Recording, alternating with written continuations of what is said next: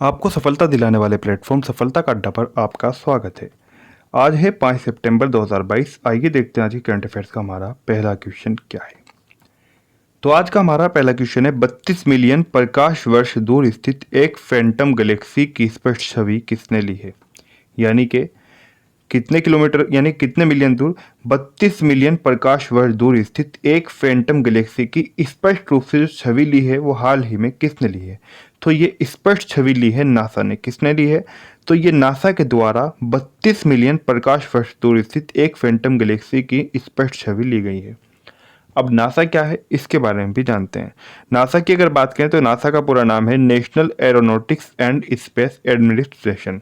NASA हो, इसरो हो या फिर डीआरडीओ, इनसे परीक्षाओं के अंदर पहले भी कई बार क्वेश्चन पूछे गए हैं और आगे भी पूछे जाने की पूरी पूरी संभावना है। ऐसा नहीं कि सिर्फ यूपी की परीक्षाओं में पूछे गए हैं या फिर एमपी की परीक्षाओं में। आपका एग्जाम कोई स्टेट लेवल का हो या फिर इसके अलावा आप रेलवे का एग्जाम दें, एसएससी का दें, कहीं पर भी इनसे संबंधित क्वेश्चन पूछ लिए जाते हैं। अगर बात नासा की करें तो नासा का पूरा नाम है national aeronautics and space administration. इसकी स्थापना 29 जुलाई 1958 को हुई थी और इसका मुख्यालय वॉशिंगटन डीसी में है। कहाँ पर? मुख्यालय वॉशिंगटन डीसी और मुख्य स्थापना 29 जुलाई 1958। इसी प्रश्न के अंदर हमें दो विकल्प और मिले हैं, इसरो और डीआरडीओ। इनके बारे में भी थोड़ा सा जानते हैं जो परीक्षा के लिहाज से जरूरी है। इसरो की अगर आपसे बात करें तो इसरो का पूरा नाम है इंडियन स्पेस रिसर्च ऑर्गेनाइजेशन। क्या?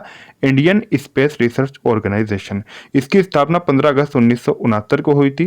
कब? 15 अगस्त 1969 को। इसका मुख्यालय बेंगलुरु में है और इसके जो चेयरमैन है वो है डॉक्टर एस सोमनाथ। क्या?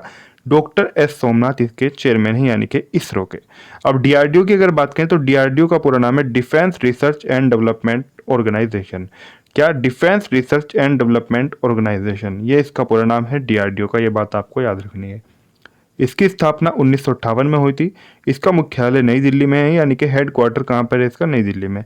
अगर इसके चेयरमैन की बात करें कि डीआरडीओ के चेयरमैन कौन है तो वह है डॉक्टर समीर वी कामत। कौन है? Doctor Sameer V Kamath chairman है डीआरडीओ के और डॉक्टर एस सोमनाथ चेयरमैन है किसके? इसरो के। ये बात आपको याद रखनी है। इसरो का मुख्यालय बेंगलुरु में और डीआरडीओ का मुख्यालय नई दिल्ली में। डीआरडीओ की जो स्थापना हुई 1958 में और जो इसरो की स्थापना हुई वो हुई 15 अगस्त 1969 में। अब आगे बढ़ते हैं, देखते हैं हमारा अगला क्वेश्चन क्या है। तो अगला क्वेश्चन है हमारा, भारत ताइवान पार्टनरशिप के तहत sustainable smart city research lab का उद्घाटन किस यूनिवर्सिटी कैंपस में किया गया है? क्या? भारत ताइवान पार्टनरशिप के तहत sustainable smart city research lab का उद्घाटन किस यूनिवर्सिटी के कैंपस में किया गया है? तो यह उद्घाटन किया गया है चितकारा यूनिवर्सिटी चंडीगढ़ के कैंपस में। कहाँ पर? चितकारा यूनिवर्सिटी चंडीगढ़ के कैंपस में यह उद्घाटन किया गया है। अब यहाँ पर चंडीगढ़ का नाम आया तो चंडीगढ़ के बारे में जानते हैं, लेकिन उससे पहले ताइवान की भी यहाँ पर बात आ रही है। ताइवान के बारे में भी जानते हैं। ताइवान, अगर बात करें ताइवान की, ताइवान अभी चीन से युद्ध के कारण भी चर्चा में रहा है। तो ताइवान की अगर बात करें तो ताइवान की राजधानी है ताइपे। ये बात आपको याद रखनी है। और साथ ही साथ ताइवान की जो करेंसी की अगर हम बात करें, यहाँ की कैपिटल तो ताइपे है, करेंसी है यहाँ की नया ताइवान डॉलर। क्या? नया ताइवान डॉलर। प्रेसिडेंट है यहाँ की, राष्ट्रपति हैं ताइवान की साई इंग वेन। क्या है? Sai Ing Wen. चंडीगढ़ की अगर बात करें तो चंडीगढ़ भी महत्वपूर्ण है। चंडीगढ़ अपने आप में कई रूप प्रकार से महत्वपूर्ण है। चंडीगढ़ हरियाणा और पंजाब की संयुक्त राजधानी है। ये बात आपको याद रखनी है। साथ ही साथ चंडीगढ़ एक केंद्र शासित प्रदेश भी है। चंडीगढ़ के प्रशासक की अगर बात करें, कुछ केंद्र शासित प्रदेश ऐसे होते हैं जिनके अंदर उपराज्यपाल यानी कि लेफ्टिनेंट गवर्नर एलजी की नियुक्ति होती है। जबकि चंडीगढ़ यानी कि कुछ ऐसे भी यानी कि हमारे केंद्र शासित प्रदेश हैं जहाँ पर एक प्रशासक की नियुक्ति होती है, चाहे वहाँ पर किसी आईएएस अधिकारी को तैनात किया जाए या फिर किसी और को। तो चंडीगढ़ भी उनमें से एक है जहाँ पर उपराज्यपाल नहीं बल्कि प्रशासक बनाए जाते हैं। तो यहाँ के प्रशासक हैं बनवारी लाल पुरोहित। कौन है? बनवारी लाल पुरोहित। अब यहाँ पर बात करते हैं चंडीगढ़ और यहाँ पर बात करते हैं हरियाणा और पंजाब की, क्योंकि चंडीगढ़ इन दोनों की ही राजधानी है। हरियाणा की बात करें तो कैपिटल तो इसकी चंडीगढ़ ही होगी। मुख्यमंत्री मनोहर लाल खट्टर हैं जो कि बीजेपी से हैं और बंडारू दत्तात्रेय हैं यहाँ के राज्यपाल यानी कि गवर्नर ऑफ हरियाणा है बंडारू दत्तात्रेय। पंजाब राज्य की बात करें तो पंजाब की कैपिटल भी चंडीगढ़ है। भगवंत मान यहाँ के मुख्यमंत्री हैं यानी कि सीएम हैं। ये आप से हैं यानी कि आम आदमी पार्टी से भगवंत मान। और अगर राज्यपाल की बात करें कि गवर्नर ऑफ पंजाब कौन है तो वह है बनवारी लाल पुरोहित। आगे बढ़ते हैं, देखते हैं हमारा अगला क्वेश्चन क्या है। तो अगला क्वेश्चन है हमारा, अगस्त 2022 हेतु प्रशासनिक सुधार एवं लोक शिकायत विभाग यानी कि डीएआरपीजी। क्या? डीएआरपीजी। क्या DARPG अगस्त 2022 के लिए प्रशासनिक सुधार एवं लोक शिकायत विभाग द्वारा प्रकाशित रैंकिंग रिपोर्ट में सबसे ऊपर कौन रहा है, यानी कि शीर्ष पर कौन रहा है? तो शीर्ष पर जो रहा है वो रहा है भारतीय विशिष्ट पहचान प्राधिकरण। कौन? भारतीय विशिष्ट पहचान प्राधिकरण। ये आधार से संबंधित है आपके। भारतीय विशिष्ट पहचान प्राधिकरण UIDAI। क्या? UIDAI। इसकी स्थापना की बात करें तो 28 जनवरी 2009 में इसकी स्थापना हुई थी और इसका हेडक्वार्टर यानी कि मुख्यालय नई दिल्ली में स्थित है। किसका? भारतीय विशिष्ट पहचान प्राधिकरण का। आगे बढ़ते हैं, देखते हैं हमारा अगला क्वेश्चन क्या है। तो अगला क्वेश्चन है हमारा, भारत के पहले स्वदेशी विमान वाहक पोत INS विक्रांत को किसने डिजाइन किया है? तो भारत के पहले स्वदेशी विमान वाहक पोत INS विक्रांत को जो डिजाइन किया है, जो डिजाइन दिया है वो दिया है वॉरशिप डिजाइन ब्यूरो ने। किसने? वॉरशिप डिजाइन ब्यूरो ने। किसने? वॉरशिप डिजाइन ब्यूरो के द्वारा विमान वाहक पोत INS विक्रांत को डिजाइन किया गया है। अगला क्वेश्चन हमारा, किस उद्यमी और सामाजिक कार्यकर्ता को प्रतिष्ठित भारतीय CSR पुरस्कार से सम्मानित किया गया है?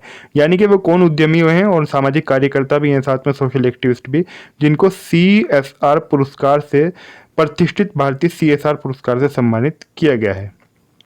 तो ये सम्मानित किया गया है पूनम गुप्ता को। किसे? पूनम गुप्ता को। पूनम गुप्ता एक उद्यमी भी हैं और एक सामाजिक कार्यकर्ता भी हैं। आगे बढ़ते हैं, देखते हैं हमारा अगला क्वेश्चन क्या है। अगला क्वेश्चन है हमारा, किस देश की टेनिस खिलाड़ी एंड्रिया पेटकोविच ने संन्यास लेने की घोषणा की है? तो वो कौन से देश के खिलाड़ी हैं? एंड्रिया पेटकोविच, जिन्होंने हाल ही में संन्यास लेने की घोषणा की है। ये एक टेनिस खिलाड़ी हैं और इन्होंने जो घोषणा की है जर्मनी की है। कहाँ की हैं? जर्मनी की खिलाड़ी हैं, ये बात आपको याद रखनी है। जर्मनी की बात करें तो जर्मनी कैपिटल बर्लिन है, यानी कि राजधानी। जर्मनी की करेंसी है यूरो। जर्मनी के राष्ट्रपति हैं फ्रैंक वाल्टर स्टेनमेयर। कौन? फ्रैंक वाल्टर स्टेनमेयर जर्मनी के प्रेसिडेंट हैं और यूरो यहाँ की करेंसी है। बर्लिन यहाँ की राजधानी है जर्मनी की। जर्मनी के चांसलर की बात करें तो चांसलर हैं यहाँ के ओलाफ शुल्स। कौन है? Olaf Schulz. अगला क्वेश्चन है हमारा, अर्जेंटीना द्वारा पेश किए गए संयुक्त राष्ट्र के प्रस्ताव का सह प्रायोजक कौन बना है? अर्जेंटीना के द्वारा जो पेश किया गया था संयुक्त राष्ट्र के प्रस्ताव, यानी कि जो UN है, यानी कि यूनाइटेड नेशंस ऑर्गेनाइजेशन, तो अर्जेंटीना के द्वारा जो पेश किए गए संयुक्त राष्ट्र के प्रस्ताव का, देखिए यहाँ पर प्रायोजक की बात नहीं हो रही है, यहाँ पर सह प्रायोजक की बात हो रही है। का सह प्रायोजक कौन बना है? तो इसका सह प्रायोजक बना है भारत। कौन बना है? भारत। यहाँ पर अगर बात करें अर्जेंटीना के बारे में तो अर्जेंटीना की राजधानी है ब्यूनस आयर्स। क्या? ब्यूनस आयर्स, ये अर्जेंटीना की कैपिटल है। पेसो यहाँ की करेंसी है और राष्ट्रपति हैं यहाँ के अल्बर्टो फर्नांडिस। कौन है? अल्बर्टो फर्नांडिस। ये राष्ट्रपति हैं कहाँ के? अर्जेंटीना के। यहाँ पर संयुक्त राष्ट्र संघ का भी जिक्र आया है, यानी कि यूनाइटेड नेशंस ऑर्गेनाइजेशन का, जिसे UNO भी कहा जाता है। इसकी स्थापना 24 अक्टूबर 1947 को हुई थी। कब? 24 अक्टूबर 1947 को इसकी स्थापना हुई थी। ये बात आपको याद रखनी है। कब हुई थी? 24 अक्टूबर 1945 को UNO की, यानी कि यूनाइटेड नेशंस ऑर्गेनाइजेशन की स्थापना हुई थी। अगर बात करें कि UNO का मुख्यालय कहाँ पर है और UNO के जो वर्तमान में महासचिव हैं कौन है, उनकी बात कर लेते हैं। तो यहाँ पर 47 नहीं 45 होगा, यानी कि 45। 1945 में ही स्थापना हुई थी, मिसप्रिंट हो रहा है। न्यूयॉर्क में इसका मुख्यालय है। कहाँ पर? मैनहट्टन द्वीप पर। कहाँ पर? न्यूयॉर्क में इसका मुख्यालय है। एंटोनियो गुटेरेस इसके महासचिव हैं, यानी कि जनरल सेक्रेटरी हैं UNO के। अब इसी प्रश्न के अंदर हमें दो विकल्प और मिले हैं, पाकिस्तान और नेपाल। इनके बारे में भी परीक्षा के लिहाज से जो जो उपयोगी है वो जान लेते हैं। अगर पाकिस्तान की बात करें तो पाकिस्तान कैपिटल इस्लामाबाद है। क्या? इस्लामाबाद। प्रधानमंत्री यानी कि प्राइम मिनिस्टर ऑफ पाकिस्तान है शहबाज शरीफ और यहाँ के राष्ट्रपति हैं आरिफ अलवी। बात करें पाकिस्तान की करेंसी की तो वह है पाकिस्तानी रुपया। नेपाल की बात कर लेते हैं। नेपाल की राजधानी काठमांडू है। नेपाली रुपया यहाँ की करेंसी है। शेर बहादुर देउबा यहाँ के क्या है? प्रधानमंत्री हैं शेर बहादुर देउबा। प्रेसिडेंट की बात करें, प्रेसिडेंट ऑफ नेपाल यानी कि राष्ट्रपति हैं यहाँ की विद्या देवी भंडारी। कौन है? विद्या देवी भंडारी। अगला क्वेश्चन है हमारा, ओडिशा के CM ने कालिया योजना के तहत किसानों को कितने करोड़ रुपए दिए हैं? किसने? ओडिशा के CM ने। तो कालिया योजना के तहत 869 करोड़, कितने? 869 करोड़ रुपए इन्होंने कालिया योजना के तहत किसानों को दिए हैं। किसने? ओडिशा के मुख्यमंत्री ने। ओडिशा की बात करें तो यहाँ की कैपिटल भुवनेश्वर है, यानी कि CM जिन्होंने इस योजना के तहत पैसे दिए हैं वो है नवीन पटनायक, यानी कि मुख्यमंत्री हैं नवीन पटनायक। राज्यपाल की बात करें तो गवर्नर ऑफ ओडिशा है गणेशी लाल। कौन? गणेशी लाल ओडिशा के क्या है? राज्यपाल है। अगला क्वेश्चन है हमारा, किस राज्य ने अपने स्कूलों को सप्ताह में एक बार बैगलेस करने का फैसला लिया है? यानी कि ऐसा कौन सा राज्य है जो एक सप्ताह में एक बार अपने स्कूलों को जिसने बैगलेस करने का फैसला लिया है? तो ये फैसला मध्य प्रदेश सरकार के द्वारा लिया गया है। बैगलेस से यहाँ पर तात्पर्य, बैगलेस से ये है कि यानी कि बच्चे उस दिन बिना बैग के स्कूल जाएंगे या फिर बैग साथ जाएगा तो उसके अंदर पुस्तकें नहीं नहीं होंगी। ये फैसला लिया है मध्य प्रदेश सरकार ने बच्चों के ऊपर से जो किताबों का भार है उसे कम करने के लिए। मध्य प्रदेश की बात करें तो मध्य प्रदेश की कैपिटल भोपाल है, मुख्यमंत्री यहाँ के शिवराज सिंह चौहान है। इस राज्य के अंदर बीजेपी यानी कि भारतीय जनता पार्टी की सरकार है। राज्यपाल है यहाँ के मंगू भाई सी पटेल। कौन? मंगू भाई सी पटेल राज्यपाल हैं। कहाँ के? मध्य प्रदेश के। दो विकल्प और हैं, उत्तर प्रदेश, गुजरात, इनके बारे में भी जान लेते हैं। उत्तर प्रदेश राज्य की बात करें तो यहाँ की कैपिटल लखनऊ है। लखनऊ से दो बनने वाले संबंधित क्वेश्चन है, वो भी आपको याद रखना है। एक क्वेश्चन बनता है कि लखनऊ कौन सी नदी के किनारे स्थित है, तो आपको याद रखना है लखनऊ गोमती नदी के किनारे स्थित है। साथ ही एक और बात याद रखनी है कि लखनऊ एक और क्वेश्चन परीक्षाओं के अंदर पहले भी पूछ लिया जाता है और हो सकता है आगे भी पूछा जाए, नवाबों का शहर किसे कहा जाता है, तो आपको याद रखना है नवाबों का शहर लखनऊ को ही कहा जाता है। किसे? लखनऊ को। अब यूपी की भी अगर बात करें यानी कि उत्तर प्रदेश की, यहाँ पर भी बीजेपी की सरकार है यानी कि भारतीय जनता पार्टी की। योगी आदित्यनाथ यहाँ के मुख्यमंत्री हैं और राज्यपाल हैं यहाँ की आनंदीबेन पटेल। कौन? आनंदीबेन पटेल गवर्नर ऑफ उत्तर प्रदेश हैं। गुजरात की बात करें तो यहाँ की कैपिटल गांधीनगर है। मुख्यमंत्री विजय रूपाणी हैं और यहाँ पर भी बीजेपी की सरकार है। आचार्य देवव्रत राज्यपाल हैं यानी कि गवर्नर ऑफ गुजरात हैं। अब बात करते हैं हमारे आज की करंट अफेयर्स के लास्ट क्वेश्चन के बारे में। अगला क्वेश्चन है हमारा, 5 से 10 सितंबर तक सैन फ्रांसिस्को और लॉस एंजल्स का दौरा कौन करेगा? क्या 5 से 10 सितंबर तक सैन फ्रांसिस्को और लॉस एंजल्स का जो दौरा करेंगे वो करेंगे पीयूष गोयल, यानी कि ये सैन फ्रांसिस्को और लॉस एंजल्स के दौरे पर रहेंगे 5 से 10 सितंबर तक। तो पीयूष गोयल की अगर बात करें कौन है, इनके पास कौन सा मंत्रालय है? पीयूष गोयल केंद्रीय वाणिज्य और उद्योग मंत्री, उपभोक्ता मामले, खाद्य और सार्वजनिक वितरण और कपड़ा मंत्री हैं। क्या? पीयूष गोयल केंद्रीय वाणिज्य और उद्योग मंत्री, उपभोक्ता मामले, खाद्य और सार्वजनिक और कपड़ा मंत्री हैं। अन्य दो विकल्पों की बात करें, अमित शाह देश के गृह मंत्री हैं और प्रधानमंत्री तो नरेंद्र मोदी है, इनके बारे में आप जानते हैं, ये पीएम हैं। और ये कौन है? ये गृह मंत्री हैं। तो आज की जो हमारी करंट अफेयर्स है वहीं पर पूरी होती है। आपको वीडियो जो है, जो आज की क्लास है, कैसी लगी कमेंट करके ज़रूर बताएं।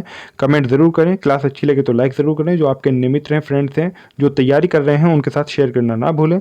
अभी तक चैनल को सब्सक्राइब नहीं किया तो हमारे चैनल सफलता का अड्डा को सब्सक्राइब जरूर कर लें। सब्सक्राइब करने से आपको क्या फ़ायदा होगा, जो भी हमारी क्लास आएगी, जो भी सबसे पहले वीडियो आएगी, उसका नोटिफिकेशन सबसे पहले आपको मिलेगा, तो इसलिए सब्सक्राइब ज़रूर कर लें।